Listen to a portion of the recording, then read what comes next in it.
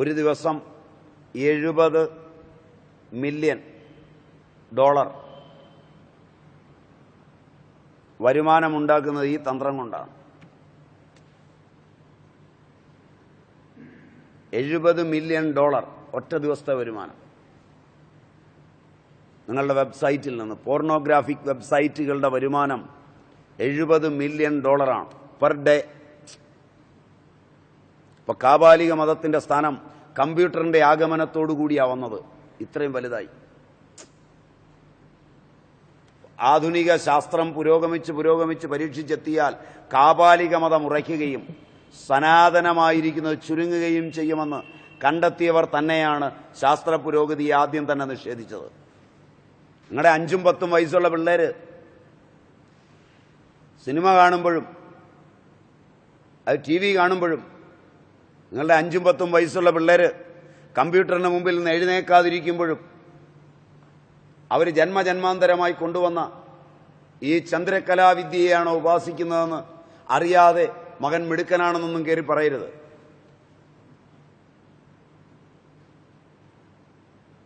മകളും മകനും ഒക്കെ മിടുക്കരാണോ എന്നറിയണമെങ്കിൽ തുറന്നൊരു പ്ലേസിൽ വെക്കണം കമ്പ്യൂട്ടർ. എന്നിട്ട് എത്ര മണിക്കൂർ ഇരിക്കുമെന്ന് നോക്കണം. അടച്ചൊരു മുറിക്കകത്ത് വെച്ചു കൊടുത്താൽ ഭക്ഷണം വേണ്ട, ദിവസങ്ങളോളം ഇരുന്നോളും, വേര് കിളുക്കും എന്ന് പറയുന്നത് കലാവാദത്തിന്റെ ഫലമാണോ, വാത്സ്യായനീയമാണോ എന്ന് നോക്കണം. ഞാൻ പറഞ്ഞത് 2004 കണക്കാണ്, 2005 കണക്ക്. ഇന്ന് അതിലൊക്കെ വളരെ കൂടുതലായിട്ടുണ്ടാവും. $70 ദശലക്ഷം അന്നത്തെ കണക്കാ. ഒരു 3 കൊല്ലെങ്കിലുമായി, 5ഉം കഴിഞ്ഞ്. മിക്കവാറും അതിൻ്റെ ഒരു 10 ഇരട്ടിയായി കാണും. അതിലുണ്ട് നിങ്ങളുടെ സന്തോഷ് മാധവനുമെല്ലാം. പിന്നെ കൂടുതൽ ഈ വിദ്യ പഠിച്ചവനാണെങ്കിൽ ഒരു സംയുക്ത സൈറ്റാണ് ഇട്ടിരിക്കുന്നതെങ്കിൽ ഒരുപാട് പേര് തെണ്ടും. ഇതൊന്നും നിങ്ങൾക്ക് കമ്പ്യൂട്ടർ വെച്ച് അറിയില്ല എന്ന് തോന്നുന്നു. Combined site. അവൻ വേറൊരുത്തനുമായി കമ്പൈൻ ചെയ്തിട്ട് വേറൊരുത്തൻ്റെ രഹസ്യ സൈറ്റിലാണ് കൊണ്ടുപോയി സാധനം ഇട്ടിരിക്കുന്നതെങ്കിൽ അവിടെ ഒളിച്ചു വെച്ചിരിക്കുന്ന സാധനം ഇവനെ കൂടുതൽ പീഡിപ്പിക്കുന്ന ഒരു സമയത്ത് മറ്റവൻ തുറന്നും കൊടുത്താൽ വെടിച്ചില്ല് പോലെ മന്ത്രിമാരുൾപ്പെടെ താഴെ വീഴും. അവൻ പൊട്ടനാണെന്ന് തോന്നുന്നില്ല. കാരണം വെച്ചാൽ എല്ലാ സാധനവും ഇപ്പോൾ ബാങ്കെല്ലാം കാലിയാക്കിയിട്ട് അവൻ്റെ ബാങ്ക് ലോക്കറുകളിൽ പ്രധാനപ്പെട്ടവരുടെ നീലകൾ മാത്രമേ ഉണ്ടായിരുന്നുള്ളൂ. ഒന്നുകിൽ വിവരമുള്ളവനോ അല്ലെങ്കിൽ വിവരമുള്ളവർ പിന്നിൽ നിൽക്കുന്നവനോ ആയിരിക്കും. അങ്ങനെ ഒരുത്തൻ കമ്പൈൻഡ് സൈറ്റ് ഇടണം തുടങ്ങിയിട്ടുണ്ടെങ്കിൽ, അതിനകത്ത് ഈ സാധനം മുഴുവൻ സൂക്ഷിച്ചിട്ടുണ്ടെങ്കിൽ, വളരെ അപകടകരമാകുന്നൊരു സമയത്ത് സൈറ്റ് തുറന്നു കൊടുക്കാനുള്ള ഓർഡർ ഉണ്ടെങ്കിൽ എത്ര പേര് ആത്മഹത്യ ചെയ്യേണ്ടി വരുമെന്ന് അന്നേ അറിയാൻ പറ്റുള്ളൂ. അത്തരം വിദ്യയായി കലാവിദ്യ, കലാവാദം. ആ കലാവാദമായി ഇന്ന് ലോകത്തിൻ്റെ ആധ്യാത്മിക രംഗത്ത് അരങ്ങ് തകർത്താടുന്നത്. ആളുകൾ എവിടെയൊക്കെ കൂടുമോ, ആളുകൾ എവിടെയെല്ലാം സംഘടിക്കുമോ, അവിടെയൊക്കെ ഈ ദുര്യോഗങ്ങളുണ്ടാവും. സ്വാഭാവികമാണത്. മനുഷ്യന്റെ ആധ്യാത്മികത ഏകർഷിയുടേതാണ്, ഒറ്റയ്ക്ക് സഞ്ചരിക്കുന്നതാണ്, തന്നിലേക്ക് തന്നെ തിരിയുന്നതാണ്. തന്നിലേക്ക് തിരിയാൻ കൂടെ ആരെയും കൂട്ടിക്കൊണ്ടു പോകാറില്ല. ഭൗതികമായ കച്ചവടങ്ങൾക്ക് പോകുമ്പോഴാണ് ഭയവും കൂടെ ആളും വേണ്ടത്. ഭയമില്ലാതെ സഞ്ചരിക്കാവുന്ന ഏക രംഗം അവന്റെ ആത്മാവിലേക്കുള്ള തീർത്ഥയാത്രയാണ്. ആത്മാവിലേക്ക് തീർത്ഥയാത്രയ്ക്ക് പോകുന്നവൻ കൂടെ ആളെ കൂട്ടാറില്ല. സമൂഹ പ്രാർത്ഥനകൾ നടത്തേണ്ടി വരുന്നില്ല. മതങ്ങൾ ഉണ്ടാക്കിയെന്ന് ജനങ്ങൾ അവകാശപ്പെടുന്ന ആചാര്യന്മാരെല്ലാം ആധ്യാത്മികതയിൽ സഞ്ചരിച്ചത് ഒറ്റയ്ക്കായിരിക്കെ അവരുണ്ടാക്കി തന്നതാണ് ഞങ്ങളുടെ മതമെന്ന് പറയുന്നത് അവരെ നിന്ദിക്കുന്നതിന് തുല്യമാണ്. അതുകൊണ്ട് ആത്മാവിന്റെ യാത്ര തനിച്ചാണ്. അവിടെ കൂട്ടായ്മയൊന്നുമില്ല. വല്ല ഭൗതികമായ കർമ്മവും ചെയ്യുമ്പോൾ മുതലാളിയും തൊഴിലാളിയും ഒക്കെ വേണം. അത് ഭൗതികമാണ്.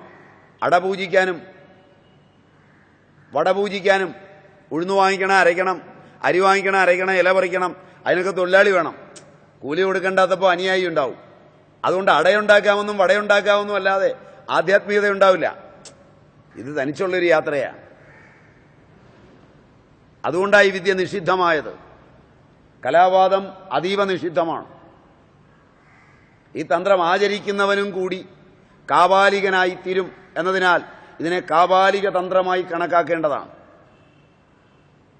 കലാസാരം.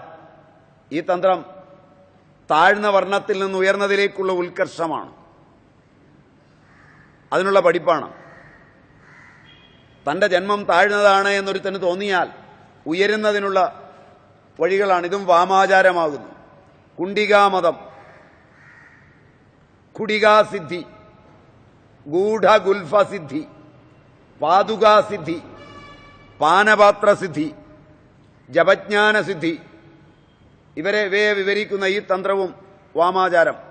പാതുകാസിദ്ധി എന്ന് പറഞ്ഞാൽ ചില പ്രത്യേകതരം പാതുകമിട്ടാൽ സ്ഥലാദേശം ഉണ്ടാവും എന്ന് പറഞ്ഞാൽ യാത്ര ചെയ്യാം. ഇവിടെ കാണുന്നയാള് മറ്റൊരിടത്തെത്തും. സ്ഥലാദേശമാണ്. അതിനുള്ളൊരു വിദ്യ, ഒരു ശാസ്ത്രം. അതും വാമാചാരമാണ്.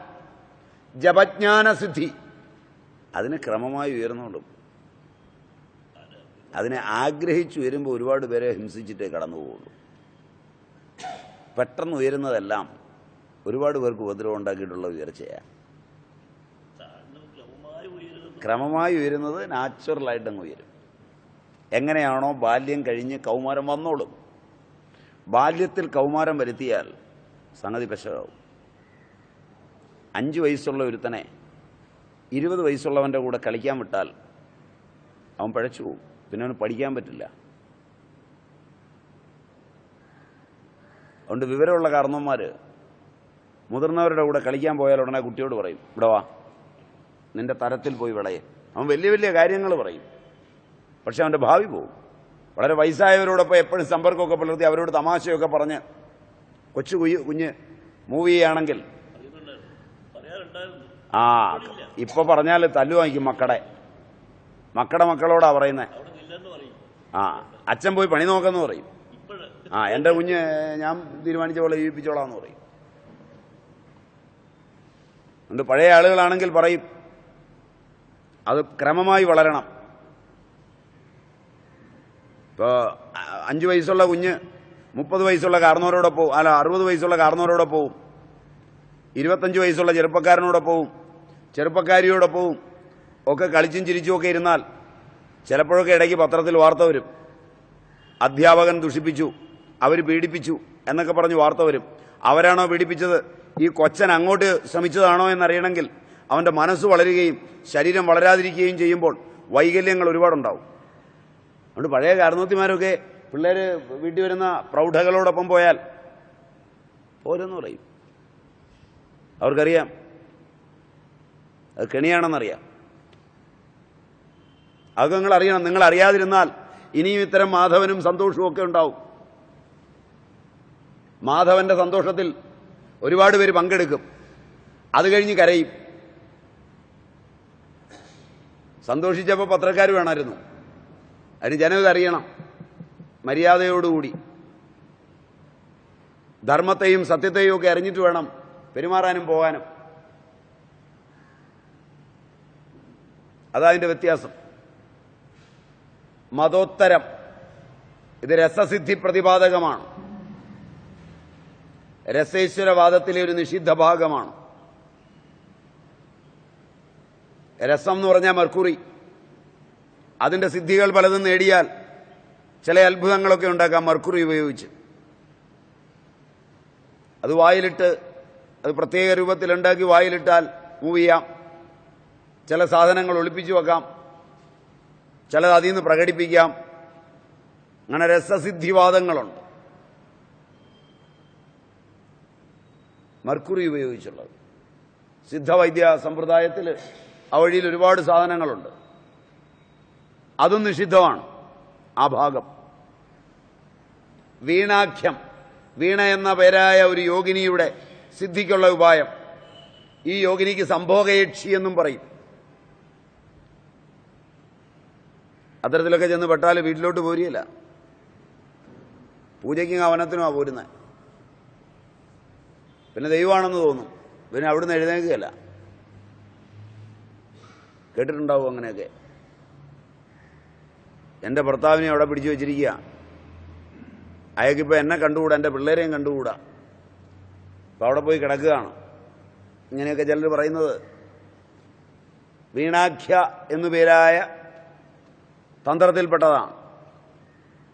അപ്പോൾ ഇത്തരം തന്ത്രങ്ങളുണ്ട്. ത്രോതലം കുടികാഞ്ചന പാതുകാസിദ്ധിക്കുള്ളതാണ്. കുടിക പാനപാത്രം, അഞ്ജനം നിധി മുതലായവയും കാണാതെ പോയവയും മറ്റും ദർശിക്കുന്നതിനുള്ള മഷി. മഷി നോട്ടെന്നൊക്കെ കേട്ടിട്ടില്ലേ? അത് ഈ മഷിയാണ് ഉണ്ടാക്കുന്നത്. അങ്ങനെ ഒരെണ്ണം പണ്ടുണ്ടായിരുന്നുകൊണ്ടാണ് ഇപ്പോഴും തട്ടിപ്പൊക്കെ നടക്കുന്നത്. അപ്പോൾ ആ രീതിയിൽ ഉണ്ടാക്കാനൊന്നും അറിയുന്നവരില്ല. ചുമ്മാ ഇരുന്നുമല്ല കൺമഷി എടുത്തെഴുതിയിട്ട് കാണുന്നുണ്ടെന്ന് പറഞ്ഞാൽ നിങ്ങളെ കളിപ്പിക്കുക. വെറ്റലയുടെ പുറത്ത് കൺമഷി എഴുതിയിട്ട് കാണുന്നുണ്ട്, ചെവി ഇടത്തോട്ടുള്ളവനാണ്, കണ്ണ് അങ്ങനെയുള്ളവനാണ്. അപ്പോൾ നിങ്ങളുടെ അയൽവക്കത്ത് ആ രൂപത്തിൽ ആരെങ്കിലും ഒരുത്തം കാണും, നിങ്ങൾ വിശ്വസിക്കും, അവനെ തല്ലാനും പോകും. ആ അഞ്ജനം ഉണ്ടാക്കുന്ന നിധി മുതലായവയും കാണാതെ പോയവയും മറ്റും ദർശിക്കുന്നതിനുള്ള മഷി അഞ്ജനം. പാതുകമെന്നാൽ വിദേശഗമനാദികൾക്ക് ഉള്ള മെതിയടി. ഇവയെല്ലാം നിഷിദ്ധ വിദ്യകളും അനേക കാലത്തെ പരിശ്രമത്തിന്റെ ഫലങ്ങളും. നിങ്ങൾക്ക് ഒരുപാട് കാലം പരിശ്രമിക്കണം. ഇത് പാതുകാസിദ്ധി എന്ന് പറയും. മത്സരം, ഹിംസ ഇവയെല്ലാം ഉണ്ടാക്കുന്നവയുമാണ്.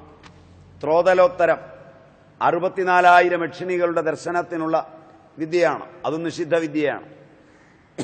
അതുപോലെ തന്നെ പഞ്ചാമൃതം പിണ്ടാണ്ട സംബന്ധികളായ പഞ്ചഭൂതങ്ങൾക്ക് നാശം സംഭവിക്കാതിരിക്കുന്നതിനുള്ള ഉപായത്തെ പ്രതിപാദിക്കുന്ന മതമാണ്.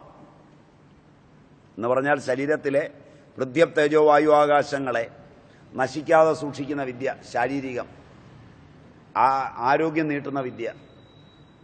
അതുപോലെ തന്നെ രൂപഭേദം മുതലായി അതും കാപാലികോ. ആയുർവേദത്തിൽ ഈ വഴിക്ക് പെരുമാറുകയാണെങ്കിൽ അത് കാപാലികോ. ആയുർവേദം മൊത്തം കാപാലികമല്ല, അത് ക്രമേണ നാച്ചുറലായി വരുന്നതാണ് നിങ്ങൾക്ക്. മറ്റത് നിങ്ങളെ സംബന്ധിച്ചിടത്തോളം അവിടെ പിടിച്ചു നിർത്താൻ ഒരുപാട് തന്ത്രങ്ങൾ ഉപയോഗിക്കുകയാണ്, പ്രകൃതി വിരുദ്ധമായി. ആ തന്ത്രങ്ങൾ ഉപയോഗിക്കുന്നതുകൊണ്ട് ഇപ്പൊ സർവജ്ഞാനാദി 5 തന്ത്രങ്ങളാണ് 54 മുതൽ 58 വരെ. അവയും കാപാലികമാണ്, ദിഗംബര സിദ്ധാന്ത പ്രതിപാദകമാണ്. അവയെ ദൂരെ വർജിക്കേണ്ടവയാണെന്നാണ് ആചാര്യന്മാർ പറയുക. അവ ചെയ്യുന്നവരാണ് ശൂദ്രന്മാർ. സമ്പ്രദായം ശൂദ്രന്മാർ എന്ന് പറയുന്നത് ദിഗംബര തന്ത്രാദികൾ ഉപയോഗിക്കുന്നവരാണ്. ആരാണ് ശൂദ്രൻ? വർണ്ണവ്യവസ്ഥയിൽപ്പെട്ട ആളുകളിൽ ശൂദ്രനെ എങ്ങനെയാ പറയുന്നത്? അവർക്കുള്ള വിദ്യയാണ് ദിഗംബര സിദ്ധാന്ത പ്രതിപാദകങ്ങളായ സർവജ്ഞാനാദി 5 തന്ത്രങ്ങൾ. സ്വയം സർവജ്ഞനാണെന്ന് തോന്നുകയും ചെയ്യും. അവരെ ദൂരത പരിവർജയേത് എന്നതുകൊണ്ടാണ് സ്മൃതി പറഞ്ഞത്. അവർക്ക് അക്ഷരം പോലും പറഞ്ഞു കൊടുക്കരുത്. അവർ പഠിച്ചാലാകെ അപകടമാണ്. അക്ഷരം അവർക്കുള്ളതല്ല. 59 മുതൽ 64 വരെ പൂർവ തുടങ്ങിയ ദേവി മതം ഉൾക്കൊള്ളുന്ന 6 തന്ത്രങ്ങൾ, അതും ദിഗംബര മതത്തിന്റെ ഒരു ഭാഗമായി അറിയപ്പെടുന്ന ക്ഷപണക മതമാണ്. ക്ഷപണകനാണ് അതിന്റെ ആചാര്യൻ. അവ മുൻചൊന്നവയേക്കാൾ അപകടകരങ്ങളായതിനാൽ അത്യന്തം വർജ്യമാണ്. അപ്പോൾ 59 മുതൽ 64 വരെയും 54 മുതൽ 58 വരെയും തന്ത്രങ്ങൾ ദിഗംബര മതത്തിൽപ്പെട്ടതാണ്. രണ്ടാമത്തത് ക്ഷപണകമാണ്, അതീവ അപകടകാരിയാണ്. ഈ 64 തന്ത്രങ്ങൾ ജ്ഞാനികൾ പോലും വഞ്ചിക്കപ്പെടാവുന്നതാണ്, എപ്പോഴെങ്കിലും ചെന്നുപെട്ടാൽ. ഇവ ഐഹിക സിദ്ധി മാത്രങ്ങളുമാണ്. ഈ ലോകത്തിലുള്ള നേട്ടമല്ലാതെ അങ്ങോട്ട് പോകാനുള്ള ഒരു വിസയും കിട്ടുകയില്ല. ഇവിടെ അടിച്ചു പൊളിച്ച് ജീവിക്കാം. ഇത് കുഴപ്പം എവിടെയാണെന്ന് വെച്ചാൽ, ഇത് കുറേശ്ശെ പ്രയോജനപ്പെട്ടു തുടങ്ങുമ്പോൾ ഇതിൻ്റെ അകത്തെ സാധനകൾ നിർത്തും. അപ്പോഴാ പിടി വീഴും. അല്ലെങ്കിൽ പിടിയൊന്നും വീഴുകയില്ല. ഒരുത്തനെ മോഹിപ്പിച്ചു, അവനേക്കാൾ വലിയവനെ മോഹിപ്പിച്ചു, അവനേക്കാൾ വലിയവനെ മോഹിപ്പിച്ച് പോകുമ്പോൾ ഇത് അവസാനം വരെ കൊണ്ടുപോവാം. മോഹിക്കാൻ ആളുകളെന്നും ഉണ്ടാവും. 5 പേര് മോഹിച്ചു, സമ്മോഹനത്തിന് പുറത്ത് അവരെത്തി പിടി വീണപ്പം. അപ്പോഴേക്ക് വേറെ 10 പേര് മോഹിച്ച് കൂട്ടത്തിലുണ്ട്. ഈ 5 പേരെ അടിച്ച് ശരിയാക്കാം. എൻ്റെ കൂടെ 5 പേര് വത്സൻ ഉൾപ്പെടെ മോഹിച്ചു. വത്സനും കൂട്ടരുമൊക്കെ മോഹിച്ചു. വത്സന്റെയും കൂട്ടരുടെയും കയ്യിലുള്ളതെല്ലാം കിട്ടി. ഇനി വത്സനെ മോഹിപ്പിച്ചിട്ട് ഒന്നും കിട്ടാനില്ല. എല്ലാം പിഴിഞ്ഞു ഊറ്റി ചണ്ടിയെടുത്ത് ദൂരെ കളഞ്ഞു. കരഞ്ഞു നിലവിളിച്ച് വത്സൻ മറ്റുള്ളിടത്തൂടെ നടക്കാൻ തുടങ്ങിയാൽ എൻ്റെ കൂടെ ഇപ്പോൾ 10 പേര് മോഹിച്ച് നിൽപ്പുണ്ട്. വത്സനേക്കാൾ കിടാമുട്ടന്മാർ. ഒരു ദിവസം വത്സനെ വിളിച്ചു കൊണ്ടുപോയി. വേണ്ടാത്തത് പറഞ്ഞു നടന്നതുണ്ടല്ലോ. ഭൂമിയിലെ ഈ രൂപത്തിൽ നടക്കുകയില്ലാന്ന് മനസ്സിലായി. അപ്പോൾ അവർ മോഹിച്ച് എൻ്റെ കൂടെയുണ്ട്. ഇനി അവർ വേണമെങ്കിൽ പുറത്തേക്ക് ഇറങ്ങി. അപ്പോഴേക്ക് അവരേക്കാൾ കൂടിയവൻ എൻ്റെ കൂടെ മോഹിച്ചുണ്ട്. മോഹവിദ്യകളായിവ. ജ്ഞാനികൾ ചെന്നാൽ പോലും മോഹിക്കും. അതുകൊണ്ട് അവരോട് പറഞ്ഞിരിക്കുന്ന അത്തരം സ്ഥലങ്ങളിൽ ചെല്ലരുതെന്ന് തന്നെയാണ്. ഒടേ തമ്പുരാൻ തന്ന ഇതൊക്കെ മതി, കൂടുതലൊന്നും പ്രതീക്ഷിച്ച് പോകുന്നില്ല. മോഹിപ്പിക്കല പണി. അപ്പം ഈ 64 തന്ത്രങ്ങളും ജ്ഞാനികൾ പോലും വഞ്ചിക്കപ്പെടാവുന്നതാണ്. ഇവ ഐഹിക സിദ്ധി മാത്രങ്ങളാണ്. അവ അവൈദികങ്ങളാണ്. ഇതിൻ്റെ കൂടെ ജ്യോതിഷവും കൂടെ ചേർന്നാൽ എന്താവും? ഈനാഞ്ചാക്കിക്ക് മരപ്പെട്ടി കൂട്ടും കൂടെ കൂടിയാൽ പിന്നെ കഥ പറയണോ? അവിടെയാ ലോകം കിടന്ന് കറങ്ങുന്നത്. ഇതെഴുതാൻ പത്രക്കാർക്ക് വളരെ ഇഷ്ടമാണ്. കാരണം അവരും ഇതിൻ്റെ ഭാഗം ആസ്വദിക്കാൻ. മാറി നിന്ന് ബുദ്ധിപൂർവ്വം ചിന്തിച്ചു നോക്ക്. വേണമെങ്കിൽ അതിൻ്റെയൊക്കെ പുറകെ പോ, ഒന്ന് അനുഭവിച്ച് തീർന്നു വാ.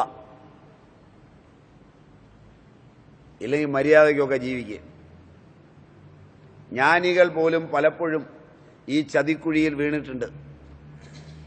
ബ്രാഹ്മണ, ക്ഷത്രിയ, വൈശ്യവർണ്ണങ്ങൾക്ക് ഈ വിദ്യ നിഷിദ്ധമാണെന്നർത്ഥം. ചന്ദ്രകലാവിദ്യകളിൽ അമൃതോപമം മാത്രമേ അധികാരമുള്ളൂ. ജന്മം കൊണ്ടുള്ളതല്ല, അമൃതോപമമായ ചന്ദ്രകലാവിദ്യ. നമ്മൾ നേരത്തെ പറഞ്ഞ ശ്രീവിദ്യ. ചന്ദ്രകലാഷ്ടകം ഇത് 64 തന്ത്രങ്ങളിൽപ്പെട്ടതല്ല. ചന്ദ്രകലാഷ്ടകം ആ നിത്യയായിരിക്കുന്ന ശ്രീവിദ്യ പ്രതിപാദിതമായ ചന്ദ്രകല, ജ്യോത്സ്നാവതി, കലാനിധി, കുളാർണവം, കുളേശ്വരി, ഭുവനേശ്വരി, ബാർഹസ്പത്യം, ദുർവാസമ്മതം, ദുർവാസമേതം, ഇത്രയും വിദ്യകൾ. അവ 8 ത്രൈവർണികർക്കും ശൂദ്രർക്കും ഒരുപോലെ അധികാരമുള്ളതാണ്. ഇതാർക്കും പഠിക്കാവുന്നതാണ്. ഇത് പഠിച്ചാൽ അപകടമില്ല. അത് പഠിപ്പിക്കുന്നതിന് ബ്രാഹ്മണാദികൾക്ക് സവ്യമാർഗവും ശൂദ്രാദികൾക്ക് അപസവ്യമാർഗവുമായി നിരൂപണം ചെയ്തിട്ടുമുണ്ട്. പഠിപ്പിക്കുന്നത് നേരെ താഴേന്ന് മുകളിലേക്കും മുകളിൽ നിന്ന് താഴേക്കുമായി. ശുഭാഗമ പഞ്ചകങ്ങൾ വൈദിക മാർഗ പ്രതിപാദിതങ്ങളാണ്. അത് വസിഷ്ഠൻ, സനകൻ, സനൽകുമാരൻ, ശുകൻ എന്നീ 5 മഹർഷിമാരുടേതാണ്. അതാണ് സമയാചാരം. അത് ബാഹ്യപൂജയാക്കുമ്പോൾ കൗളാചാരം. അവിടെ ബാഹ്യമായി കളമൊക്കെ വരച്ച് ബാഹ്യമായ ഉപകരണങ്ങളോടുകൂടി മുമ്പ് പറഞ്ഞ മദ്യം, മദിര മുതലായവയോട്, മൈഥുനം, മുദ്ര മുതലായവയോടുകൂടി ചെയ്യുന്നത് സമയാചാരം. നേരത്തെ തന്നെ പറഞ്ഞു, യാതൊരു ഉപകരണവും അതിന് വേണ്ട, ഒന്നും കൂടെ കൊണ്ടുപോകണ്ട, ഒരു പൈസയും വേണ്ട. അത് മാനസികമാണ്. പത്മാസനത്തിലിരുന്ന് ബുധദ്വാരമടച്ച് അപാനനെ മുകളിലേക്കാക്കുന്നതായി സങ്കൽപ്പിച്ച് ചെയ്യുന്ന. അതിൽ ഒരു കാര്യം കൂടുണ്ട്. ഇതിനെ പതിവായി നോക്കിയാൽ ബാഹ്യമായ പ്രാണനായി വരുന്നത്, അതിനകത്ത് എല്ലാ സാധനവും ഉണ്ട്. പ്രാണൻ എല്ലായിടത്തും, പ്രാണന്റെ ഓരോ അണുവും സ്പർശരൂപേണ ബന്ധപ്പെട്ടായിരിക്കുന്നത്. ശരിയായ രീതിയിൽ ആവശ്യമുള്ളത് അറിയണം എന്നുള്ളവന്, അസ്നാവിരം അറിയണമെന്നുള്ളവന് വേണ്ടത് അറിയിച്ചു തരാൻ ഈ പ്രാണൻ സഹായകമാണ്. പഴയകാലത്ത് പറഞ്ഞിരുന്നു, നിങ്ങളിൽ ഒരാൾക്കെങ്കിലും ഞാൻ പറയാൻ പോകുന്ന കാര്യം അനുഭവം ഉണ്ടായിട്ടുണ്ടെങ്കിൽ കുട്ടിക്കാലത്ത് സമ്മതിക്കുക, 8ലോ 7ലോ 5ലോ 4ലോ ഒക്കെ പഠിക്കുമ്പോൾ നിങ്ങൾ 10ഓ 5ഓ 4ഓ കിലോമീറ്റർ അകലെയുള്ളൊരു സ്കൂളിൽ പഠിക്കുന്നു. നിങ്ങളുടെ അമ്മയും അച്ഛനും ഒക്കെ 5 കിലോമീറ്റർ അകലെ വീട്ടിലിരിക്കുന്നു. ക്ലാസ്സിലിരിക്കുമ്പോൾ ഒരു അസ്വസ്ഥത നിങ്ങൾക്ക് തുടങ്ങുന്നു, ഇരിക്കാൻ പറ്റുന്നില്ല, വീട്ടിലെത്തണം എന്ന് തോന്നുന്നു, എന്തോ ബുദ്ധിമുട്ടുണ്ട് വീട്ടിലെന്ന് നിങ്ങൾക്ക് തോന്നുന്നു. ഇറങ്ങി വന്നൊരു കള്ളം അല്ലെങ്കിൽ സത്യം, നിങ്ങൾക്ക് അജ്ഞേയമായത് നിങ്ങളുടെ ഹെഡ് മാസ്റ്ററെ ബോധ്യപ്പെടുത്തിയിട്ട് എനിക്ക് പോകണം ഇപ്പം വീട്ടിൽ, തനിച്ച് പൊക്കോളാം, ഒന്നും കുഴപ്പമില്ല, ഇപ്പോൾ പോകണം എന്ന് പറഞ്ഞ് പോയപ്പോൾ നിങ്ങൾ ഓടിച്ചെല്ലേണ്ട ഒരവസ്ഥയും ഇതുമായി ഒന്നിച്ചു വന്നിരിക്കുന്നു എന്ന് കണ്ട ഒരു പ്രാവശ്യമെങ്കിലും ഓർമ്മയുണ്ടെങ്കിൽ, മൊബൈൽ ഫോണൊന്നും വേണ്ട, മൊബൈൽ ഫോണൊക്കെ നമ്മുടെ ആ കഴിവിനെ കുറയ്ക്കും. കാരണം അത്രയും വലുതായി പ്രാണൻ. അതുകൊണ്ട് വ്യക്തി ഏതൊരുവനാണോ അവൻ്റെ പ്രാണനിൽ ഉപാസിക്കുന്നത്, പ്രാണനിലൂടെ ബോധം അവൻ്റെ ശരീരപര്യന്തം ആപ്ലാവിതമാക്കിയെടുക്കുന്നത്, മനസ്സിനെ പ്രാണനിലൂടെ വിട്ട് പ്രാണൻ കൊണ്ട്, മനസ്സഹിതമായ പ്രാണൻ കൊണ്ട് അന്തരിന്ദ്രിയങ്ങളെയും സ്രോതസ്സുകളെയും നീലിനികളെയും നാഡികളെയുമെല്ലാം നക്കി കടന്നു വരുന്നത്, ആ സ്രോതസ്സുകളിലെല്ലാം രോധിച്ചു നിൽക്കുന്ന മാലിന്യങ്ങളെ മുഴുവൻ അതിൻ്റെ സൂക്ഷ്മഭാവത്തിൽ പ്രാണൻ വഹിച്ചുകൊണ്ട് തിരിച്ചെത്തുന്നത്, അത് തിരിച്ചെത്തുമ്പോൾ, ശ്വാസകോശത്തിലേക്ക് തിരിച്ചെത്തുമ്പോൾ പ്രാണന്റെ ഭാഗമായ പ്രാണവായു, അമൃത് ഓരോ സ്രോതസ്സിലൂടെയും സഞ്ചരിച്ച് അവിടെ അല്പാൽപ്പം കൊടുത്ത് ആ അമൃത് കൊടുത്ത് കറങ്ങിത്തിരിഞ്ഞ് തിരിച്ചു പോരുമ്പോൾ അവിടെ നിന്ന് ഉപയോഗിച്ച് കഴിഞ്ഞ വാതകങ്ങളെ മുഴുവൻ പ്രാണൻ ഉപയോഗിച്ച് പുഷ്ടിപ്പെട്ട് ആ മാലിന്യങ്ങൾ മുഴുവൻ സ്വീകരിച്ചു വരുന്ന മാലിന്യങ്ങളെ മുഴുവൻ സ്വീകരിച്ചിവിടെ എത്തുമ്പോൾ ഇപ്പോൾ ശ്വസിച്ചതിലെ പ്രാണനെ വേർതിരിച്ചെടുത്ത്, ഓക്സിജനെ വേർതിരിച്ചെടുത്ത് കാർബൺ ഡയോക്സൈഡിനെയും ഇതിനെയും കൂടെ ചേർത്ത് പുറത്തേക്ക് തള്ളുന്ന പ്രക്രിയ ഒന്നുകൊണ്ട് മാത്രമാണ് ജീവൻ നിലനിൽക്കുന്നതും ആരോഗ്യമുണ്ടാകുന്നതും സമസ്ത കർമ്മ പരിഭാഗം നടക്കുന്നതും. യാതൊരുവൻ ഈ പരിഭാഗത്തെ അറിയുന്നു, പ്രാണനുള്ള തൻ്റെ തന്നെ ശരീരത്തിൽ. ഈ പരിഭാഗം ശവപരീക്ഷണം കൊണ്ട് നടക്കില്ല.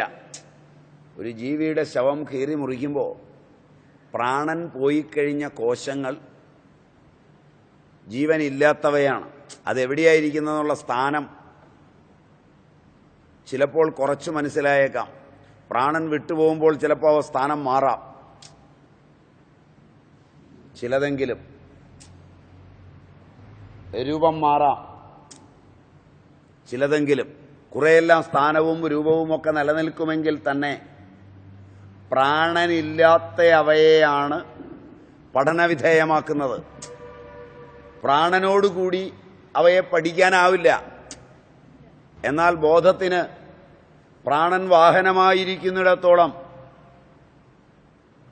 തൻ്റെ പ്രാണനാഡികളിലൂടെ എല്ലാം സഞ്ചരിക്കാം. അവിടെ ഓരോന്നിനും പ്രിയമായതിനെ, ഓരോ ബോധത്തിനും പ്രിയമായതിനെ കണ്ടെത്താം. നവരനെല്ലിൻ്റെ അരി നല്ലപോലെ പായസം വെച്ച് ദേഹത്ത് പൂശുമ്പോൾ ത്വക്കിന് നല്ല നിറമുണ്ടാവും, ത്വക്കിന് നിറമുണ്ടാവും. കുട്ടികളെ തേപ്പിക്കാറുണ്ട്. കുട്ടിക്കാലത്ത് കുറുക്കൊക്കെ കൊടുത്തിട്ട് പാളയിൽ തേപ്പിച്ച് കിടത്തും പഴയ തള്ളമാർ. നല്ല നിറമുണ്ടാവും. ഇപ്പം അങ്ങനെയൊന്നും തേപ്പിച്ച് കിടത്തിയിട്ടില്ലാത്തവർ ബ്യൂട്ടി പാർലറിൽ ചെന്ന് ഇതെല്ലാം വാരി തേച്ച് കിടക്കും കുറേ നേരത്തേക്ക്. മുഖത്ത് മാത്രം തേക്കുമ്പോൾ മുഖം ഒരുമാതിരിയൊക്കെ ഉണ്ടാവും. അപ്പൊ ത്വക്കിലൊരു ബോധം അവിടെ ഇരിപ്പുണ്ട്. പ്രാണനിലൂടെ കടന്നു ചെന്നാൽ ത്വക്കിന്റെ ദേവതയ്ക്ക് എന്താണ് ഇഷ്ടം, പഥ്യം എന്നറിയും. പായസാന്നപ്രിയ ത്വക്സ്ഥ. ത്വക്കിൽ സ്ഥിതി ചെയ്യുന്ന ദേവിക്ക് പഥ്യമായിട്ടുള്ളത് പായസമാണ്. അടുത്തത് ത്വക്സ്ഥ. ഇങ്ങനെ ഓരോന്നിൻ്റെയുണ്ട്. ഓരോ സ്റ്റേജ് കിടക്കുമ്പോഴും അതിനുള്ള ആഹാരം സങ്കല്പിച്ചു നോക്കുക. സങ്കല്പത്തിലൂടെ ആഹാരം കിട്ടും കുറെ. അപ്പോൾ ആ ഭാവങ്ങൾ ജനിക്കും. അർത്ഥം അറിയുമെങ്കിൽ. പായസം എന്ന് പറയുമ്പോൾ തന്നെ അത് മുമ്പ് കഴിച്ച ജന്മജന്മാന്തരങ്ങളുടെ സ്മരണയുണ്ടെങ്കിൽ അതിൻ്റെ ഭാവം ഉൾക്കൊള്ളുന്ന സ്രവങ്ങളുണ്ടാവും. ഇത് ത്വക്കിന് പരിണാമം വരുത്തും. കഴിച്ചാൽ കുറെ കൂടെ പരിണാമം വരുത്തും. അപ്പോൾ ഏതാഹാരവും സങ്കല്പിക്കുമ്പോൾ സ്രവങ്ങളുണ്ടാവും. ത്വക്കിന് നിറം കൊടുക്കുന്ന ഒരു അഗ്നിയുണ്ട്. ഇതൊക്കെ അറിഞ്ഞ് നിഷേധിക്കുന്നവരുണ്ട്. അവരോട് പോയി പറഞ്ഞാൽ അവർ വഴിയൊക്കെ കാണിച്ചു തരും. പക്ഷെ അവർ പറയും നമുക്കതിൻ്റെ പാപമൊന്നും കേൾക്കാൻ പറ്റില്ല. ചെയ്തോ, ഇതാ പിടിച്ചോ, ഈ വിദ്യയുണ്ട്. അവർ സ്വയം വഞ്ചിക്കപ്പെടാൻ ഇഷ്ടപ്പെടുന്നില്ല എന്ന് മാത്രം. കാശൊന്നും വേണ്ട. Try your level best. നിഷിദ്ധ വിദ്യകളൊന്നും അവർ ചെയ്യില്ല. പഠിച്ച ആചാര്യന്മാരുണ്ട്. എവിടെയെങ്കിലുമൊക്കെ തപ്പിയാൽ കാണും. ഒന്നും രണ്ടും ഒക്കെ. അങ്ങനെ തീരെ നിന്നുപോകില്ല ഈ സാധനം. അങ്ങനെയാണെങ്കിൽ പിന്നെ സനാതനം എന്ന് പറയാൻ പറ്റില്ലല്ലോ. വിദ്യ അവർക്ക് തെറ്റാണെന്ന് കൂടി അറിയാം, തെറ്റുമറിയാം. സനാതനമല്ല വിദ്യ. സനാതന വിദ്യ അവർക്ക് അറിയുന്നത് കൊണ്ടാണ് ഇത് തെറ്റാണെന്ന് കൂടി അറിയുന്നത്. അത് സനാതനമല്ല വിദ്യ. ആ വിദ്യ നിലനിൽക്കില്ല. ആ വിദ്യ നിങ്ങളെ നശിപ്പിക്കും. ഒരുപാട് നാശം ഉണ്ടാക്കുന്ന വിദ്യയാണ്. ഇതാണ് വിദ്യയുടെ ലോകം. ഭാരതം വിദ്യയുടെ ലോകമായി കാണുന്നത് ഇത്രയാണ്. ഇത് അനുഷ്ഠാന പ്രധാനമാകുമ്പോൾ ഉപകരണങ്ങളൊന്നുമില്ലാതെ ചെയ്യുന്നത് സമയാചാരം. എല്ലാ തരത്തിലുള്ള ആഡംബരങ്ങളോടും കൂടി ചെയ്യുന്നത് കൗളം. ഈ വിദ്യകൾ നിഷിദ്ധമാണ്. കൗളം തെറ്റായ വഴിയിലുള്ളതാണ്. ആ കൗളമാർഗത്തിൽ സഞ്ചരിക്കുമ്പോഴാണ് ഇങ്ങനെയുള്ള സങ്കല്പമൊക്കെ വരുന്നത്. മദ്യം ഒന്നാമത് ഭ്രമിപ്പിക്കുന്നതാണ്. മധുര ഭ്രമിപ്പിക്കുന്നതാണ്. കൗളത്തിൽ അതില്ലാത്തതുണ്ടെന്ന് പറഞ്ഞാലും സങ്കല്പമുണ്ട്. അതിന്റെ സങ്കല്പമുണ്ട്. മദ്യത്തിന് പകരമുണ്ട്. മദ്യമല്ലെന്നേ ഉള്ളൂ. മധുരയ്ക്ക് പകരമുണ്ട്. അങ്ങനെ നിഷിദ്ധമായ വസ്തുക്കളെ മാറ്റി നിർത്തി അതിന് പകരം വസ്തുക്കളുണ്ട്. രക്തത്തിന് പകരം മഞ്ഞളും ചുണ്ണാമ്പും കൂടെ കലക്കി വെച്ചിട്ട് ശർക്കരയും ചേർത്തിട്ട് നിങ്ങൾ രക്തമാണെന്ന് വിചാരിച്ചു കുടിക്കുമ്പോൾ വിചാരം രക്തം തന്നെയാണ്. ഇന്ന് നാം കാണുന്ന തന്ത്രപൂജാവിധാനങ്ങളിൽ പലതും കൗളം തന്നെയാണ്, മാനസമല്ല. അവിടെയെല്ലാം പൃഥ്വി, അതിൻ്റെ രൂപം, അപ്പിൻ്റെ രൂപം, തേജസ്സിൻ്റെ രൂപം, വായുവിൻ്റെ രൂപം, അഗ്നിയുടെ രൂപം എല്ലാം സങ്കല്പമല്ല, വസ്തുവുണ്ട് പകരം. നിവേദ്യത്തിൻ്റെ രൂപം എല്ലാം ഉണ്ട്. അങ്ങനെയുള്ള പൂജയും വിധാനങ്ങളും ബഹളങ്ങളുമായി നീങ്ങുമ്പോൾ ഓരോ ദിവസവും പുതിയ പുതിയ സാധനങ്ങൾ വേണം തോന്നും. ഈ വർഷം നിങ്ങൾ എന്നെ സപ്താഹത്തിന് വിളിച്ചു. ഞാനൊരു ഗണപതി ഹോമം നടത്തി. ഞാൻ അവിടെ വന്ന് കുറെ പൂജ ചെയ്തു. ആളുകളെയെല്ലാം പിടിച്ചിരുത്താവുന്ന പ്രകടനപരത ആദ്യത്തേതായതുകൊണ്ട് തൽക്കാലം തൃപ്തിയായി. അടുത്തവണ ഇത്രയും കാണിച്ചാൽ ആളുകൾ ഇരിക്കില്ല. കഴിഞ്ഞ തവണ കണ്ടത് തന്നെയാ. കുറെ കൂടെ കൂടുതൽ പൂജയുള്ള ആളിനെ വിളിച്ചുകൊണ്ട് വരണം സ്വാമി. അല്ലെങ്കിൽ പെണ്ണുങ്ങൾക്കൊന്നും അങ്ങ് തൃപ്തിയായിട്ടില്ല. ഒന്നാമത് ആ പൂജാരിയുടെ മോന്ത ശരിയായിട്ടില്ല. നമ്മുടെ കമലാക്ഷി ടീച്ചർ പറഞ്ഞു ഇത്തവണത്തെ പൂജ തീരെ ശരിയായില്ലെന്ന്. സ്വാമിജി, പൂജാരി കുറച്ചുകൂടെ ഒക്കെ മെച്ചമായിരിക്കും. ആ വായനക്കാരുടെ ഇടയിൽ കാര്യം നന്നായി വായിക്കുന്നുണ്ട്, ഒരു കോന്തനിരിപ്പുണ്ട്. അയാൾ ശരിയായിട്ടില്ല എന്നാണ് ടീച്ചർ പറഞ്ഞത്. അയാളെ ഒന്ന് മാറ്റണം. ബാക്കി വലിയ കുഴപ്പമൊന്നുമില്ല. പിന്നെ നമുക്ക് ഇത്തവണ കഴിഞ്ഞ വർഷത്തെ പോലെ പോരാ. രുക്മിണി സ്വയംവരത്തിനൊരു പകിട്ട് പോരായിരുന്നു. നാദസ്വരത്തിൻ്റെ കുറവുണ്ടായിരുന്നു, പക്കമേളവില്ലായിരുന്നു. മാത്രമല്ല, കഴിഞ്ഞ തവണ നമ്മൾ വെറുതെ അങ്ങ് രുക്മിണി സ്വയംവരം നടത്തിയുള്ളൂ. അടുത്ത തവണ നമുക്ക് ശരിയായൊരു കല്യാണ പന്തലിൽ ഒറിജിനൽ ജീവനുള്ള കൃഷ്ണനെയും രാധയും തന്നെ കല്യാണം കഴിപ്പിക്കണം. എൻ്റെ പിള്ളേർ റെഡിയാണ്. ഇങ്ങനെ ഇത് കൂടിക്കൂടി വരും. അപ്പം ഇതിങ്ങനെ കൂടും.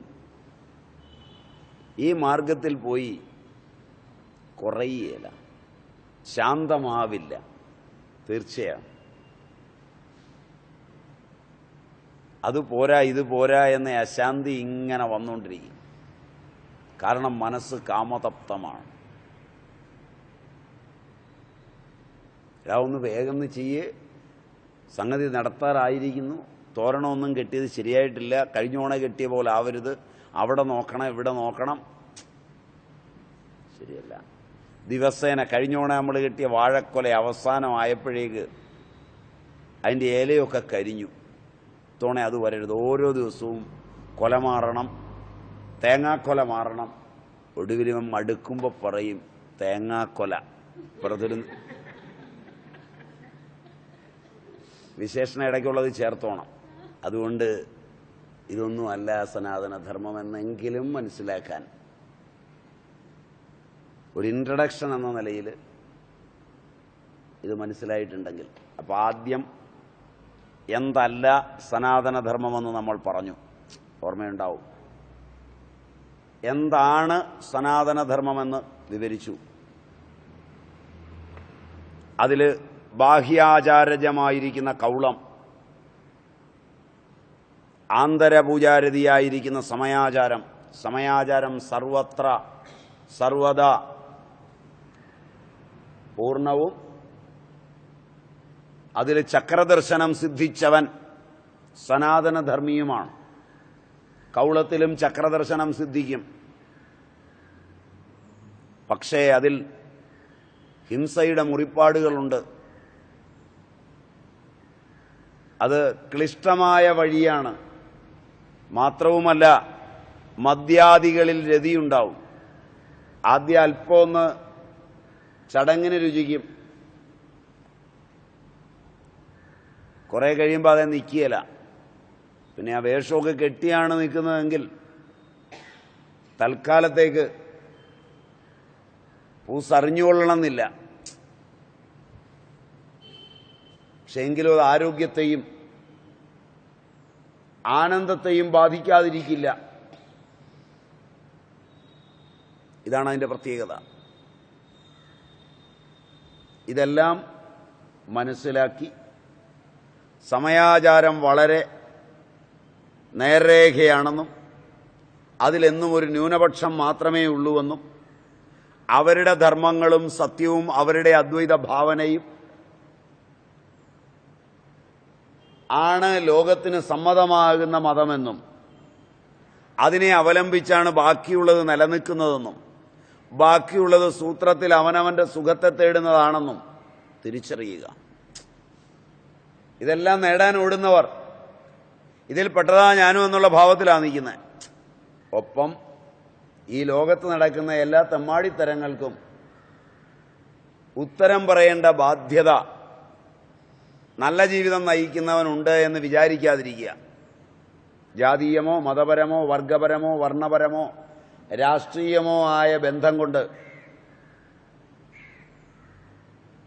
ബന്ധിച്ചു കഴിഞ്ഞാൽ,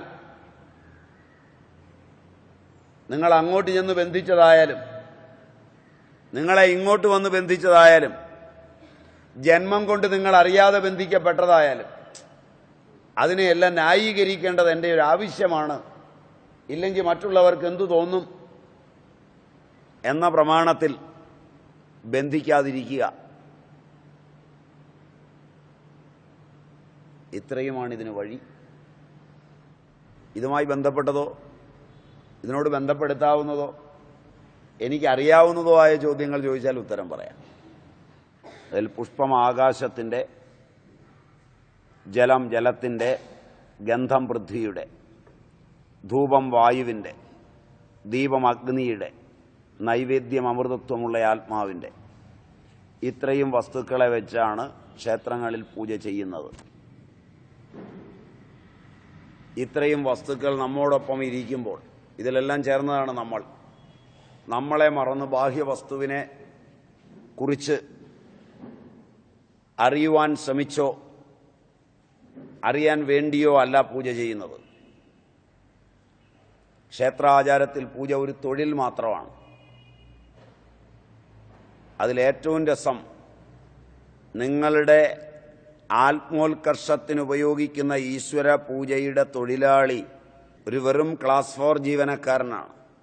അവിടെയാണ് ചെന്ന് നിന്ന് എഞ്ചിനീയറും ഡോക്ടറും ഒക്കെ അത്രയും ഡിഫറൻസ് ഉള്ളിടത്താണ് പോയി നിൽക്കുന്നത്. ഭാര്യ കഴുത്ത് നിറച്ച് മാലയുമിട്ട്, കയ്യിൽ നിറച്ച് വളയുമിട്ട്, ചിന്നാലപ്പട്ട് സാരിയും ചുറ്റി, ഭർത്താവ് കൂടിയതരം പാൻസും ഷർട്ടും ഒക്കെ ഇട്ട് വലിയൊരു വണ്ടിയിൽ വന്നിറങ്ങി ആഡംബരത്തോടുകൂടി അവിടേക്ക് വരുമ്പോൾ ക്ലാസ് 4 ജീവനക്കാരനായ അവൻ നിങ്ങൾക്ക് വേണ്ടി എന്ന വ്യാജേന നവകുമാരഷാ മഹോദയസ്യ ആയുരാരോഗ്യ സിദ്ധ്യർത്ഥം ജപേ വിനിയോഗ എന്ന് പറഞ്ഞ്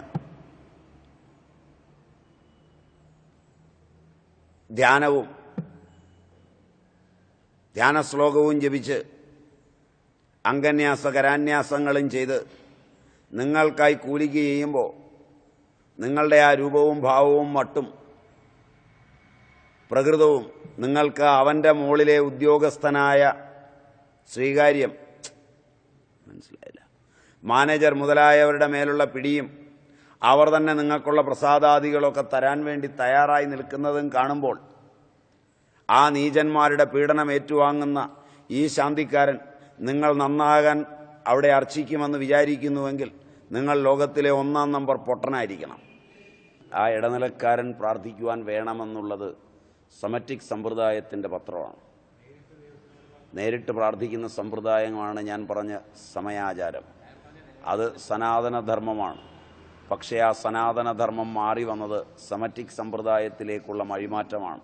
നിങ്ങളുടെ പേരുകൾ ഇന്ന് സനാതനികൾ ഉപയോഗിച്ച ഹൈന്ദവ നാമധേയങ്ങളാണെങ്കിലും നിങ്ങളിന്ന് സമറ്റിക്കായി മതപരിവർത്തനം ചെയ്യപ്പെട്ട് കഴിഞ്ഞു. ഗുരു അന്നേരം പുരോഹിതനോ ഈശ്വരനെ കാണിച്ചു കൊടുക്കുന്നവനോ അല്ല. നിങ്ങൾക്കറിയാൻ വയ്യാത്ത ആ സന്ദേശം പറഞ്ഞു തരിക മാത്രം. പിന്നെ പണിയെടുക്കേണ്ടത് നിങ്ങളാണ്. പണിയെടുത്തില്ലെങ്കിൽ ഗുരു പറഞ്ഞെന്നൊന്നും പറഞ്ഞുകൊണ്ട് അവിടെ ഇരുന്നാലൊന്നും കിട്ടുകയില്ല. ഈശ്വരനിലേക്ക് അടുപ്പിക്കലല്ല, നിങ്ങൾക്കറിയാത്തൊരു തത്വം പറഞ്ഞിരുന്നു. പിന്നെ നിങ്ങളോട് പറയുക അവസാനം അയാൾ ഗുരു ആണെങ്കിൽ യഥേച്ഛസി തഥാ ഗുരു, ഇഷ്ടം പോലെ ചെയ്തോളാൻ, നിന്റെ വിധി പോലെ വരും.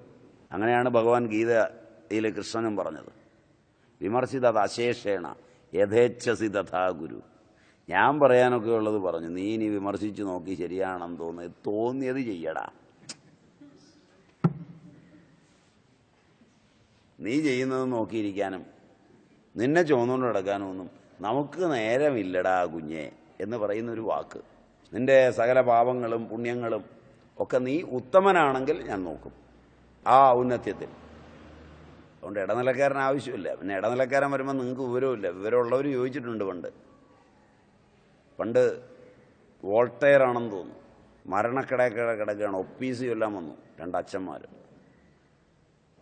2 പേര് കയറി വന്നിട്ട് പറഞ്ഞു, നിങ്ങൾ അങ്ങ് അവിടുന്ന് വന്നാൽ ഹെവൻലി ഫാദറിൻ്റെ അടുക്കൽ നിന്ന് വന്നാണെന്ന്, ഡയറക്റ്റ് റിക്രൂട്ട്മെൻ്റ് ആണെന്ന് പറഞ്ഞു. നിങ്ങൾ പോകാൻ സമയമായി, അതുകൊണ്ട് എവിടുന്നാണ് വരുന്നതെന്ന് ചോദിച്ചു വോൾട്ടയർ. പറഞ്ഞു ഇങ്ങനെ അവിടുന്ന് അയച്ചതാന്ന് പറഞ്ഞു, കർത്താവ് അയച്ചതാന്ന് പറഞ്ഞു. നേരിട്ടുള്ള നിയമനാന്ന് പറഞ്ഞു കേന്ദ്രത്തിൽ നിന്ന്. പക്ഷെ ഇയാളാളും എടുക്കാനായതുകൊണ്ട് പറഞ്ഞു ഷോ മീ യുവർ ക്രെഡൻഷ്യൽസ്. അവിടുന്ന് അയച്ചതല്ലേ, സമ്മതപത്രം കാണിക്കുക എന്ന് പറഞ്ഞു. ഇവിടെ തമ്പുരാൻ്റെ അടുക്കൽ നിന്ന് നേരിട്ട് വരികയാണെന്ന് പറഞ്ഞാൽ സമ്മതപത്രം ചോദിക്കണം. അതിനാദ്യം വിവരം ഉണ്ടാവണം. നിങ്ങളൊരു സമ്മതപത്രവും ചോദിക്കാതെ എല്ലാവരെയും ചുമക്കും. അതുകൊണ്ടായി അബദ്ധമൊക്കെ പറ്റുന്നത്. ചോദിക്കാൻ പഠിക്കണം.